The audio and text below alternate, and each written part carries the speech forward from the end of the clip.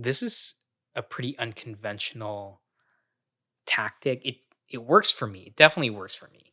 And I think there's other benefits to this that I think your partners may appreciate. What if the simplest task you're already doing has the potential to be more powerful than your inspirations? Because when they fade, and believe me, they will, and the winds depart just as quickly as they came, you'll have to look from within to push through the winter of creativity.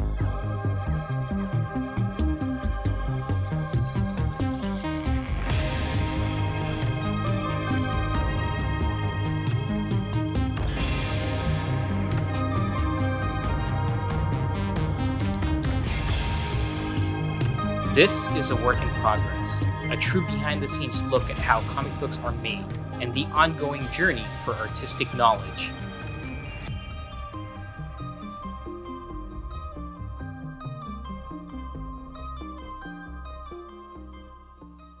It's very common to go through bouts of immobility, and our motivation to pick up the pen, the brush, press on the keyboard, it magically disappears. It can cause delays to your projects, loss of income, or you can even lose the job or the project entirely. You need to find a different source of energy that can get you moving even when all you want to do is lay down on the couch and eat potato chips.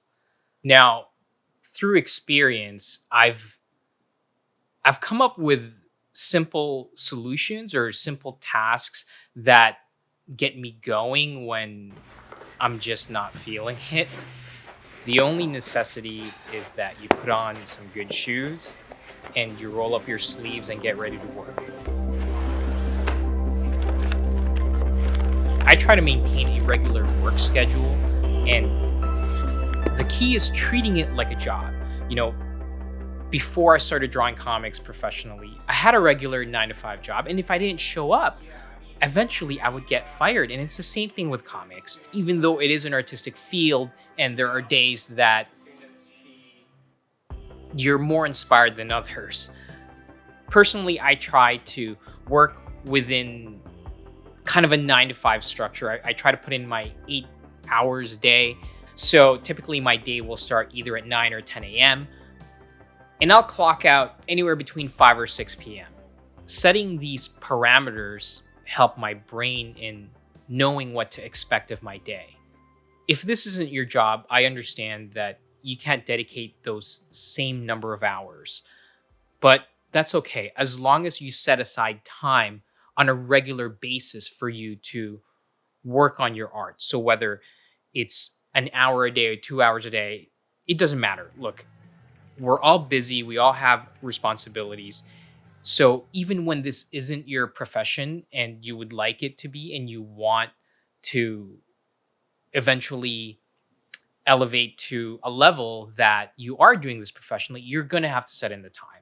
Preferably, you keep those times consistent. That is the key in activating this part of your brain, which switches the act of making art a muscle memory rather than waiting for the flood of inspiration to pour in on the page. Treating it like a job, even when it isn't your job, will help cement the act of making art a part of your daily habit. Approaching a blank page can be pretty daunting, but don't be afraid.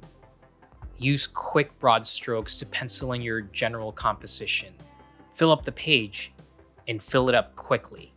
Just get something on paper, even if it isn't going to resemble what the final art will look like. The idea is to take away the fear of an empty page because it's no longer blank.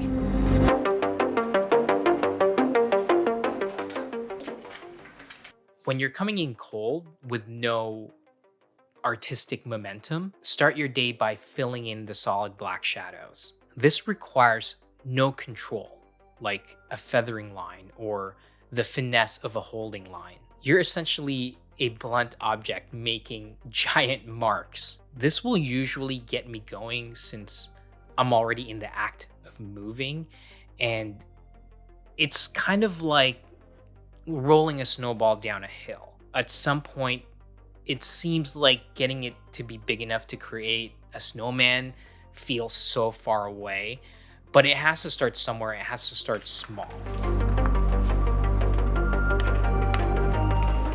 Start small, start easy. Find the low hanging fruit on the page. Whatever it is, it should be very easy and requires less of your mental capabilities, rather, only requiring you to move your hand.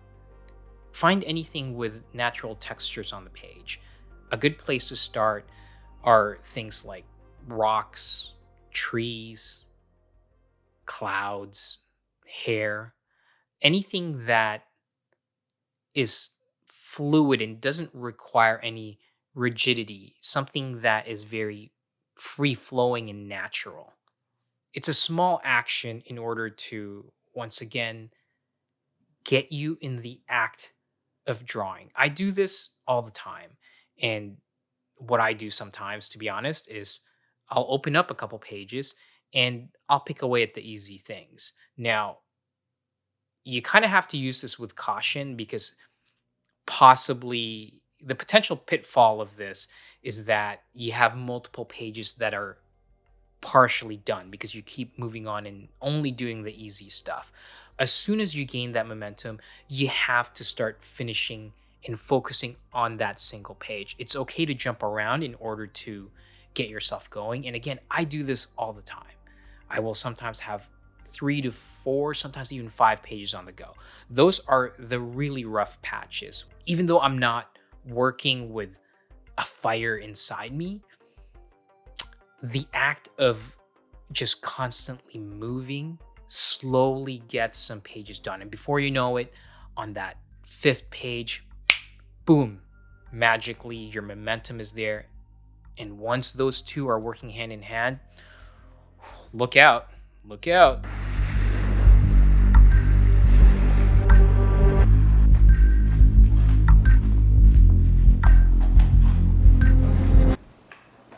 Find an accountability partner.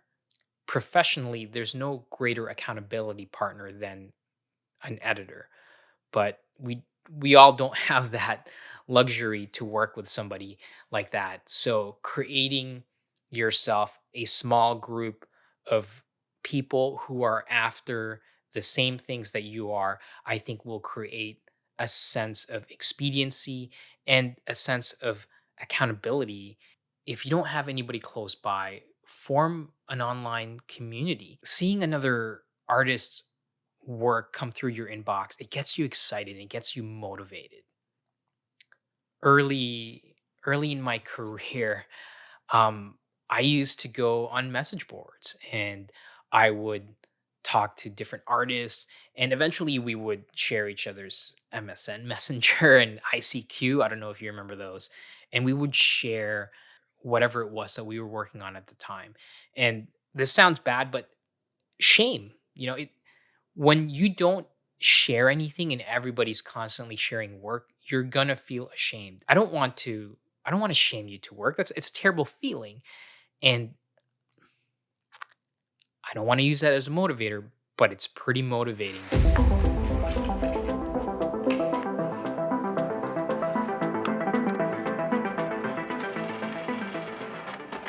Sometimes these tactics that I've mentioned, they don't work.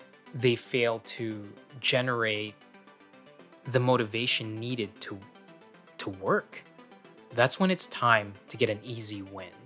This is a pretty unconventional tactic. It works for me. It definitely works for me. And I think there's other benefits to this that I think your partners may appreciate. Do the dishes, get an easy win. Any task that can be completed within a certain time frame, preferably no longer than 20 to 30 minutes. Simple tasks like maybe tidying your desk, sweeping or mopping the floor. It The important thing is that it's a task that has a definitive ending. Now, I'm no neurological scientist. I don't even know if that's the right type of scientist for this. But whenever I finish a task, I get this completion high. So once I achieve this endorphin high, I transfer over that momentum onto my work. And when I sit down and start drawing, I'm not struggling with a page. My brain registers it as just another dish to wash. What you want to keep away from are tasks like rearranging your studio space. There's a difference between cleaning your table and rearranging your space. Rearranging, you could be doing that forever, but cleaning it and tidying it, that has a definitive end. Once it's clean, you're done.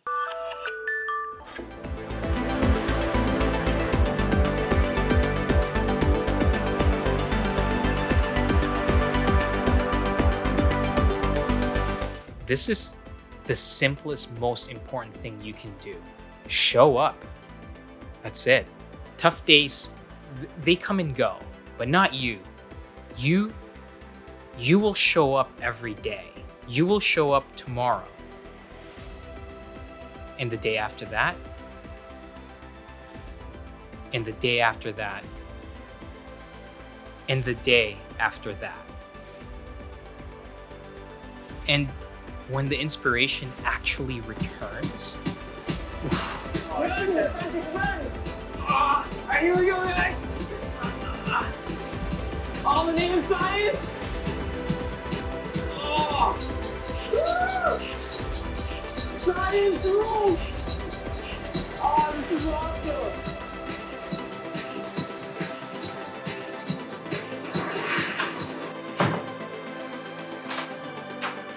so everyone always wants to know what brush I use, as if it's going to change the way that you draw or change the game completely for you as an artist. And you know what? You're absolutely right.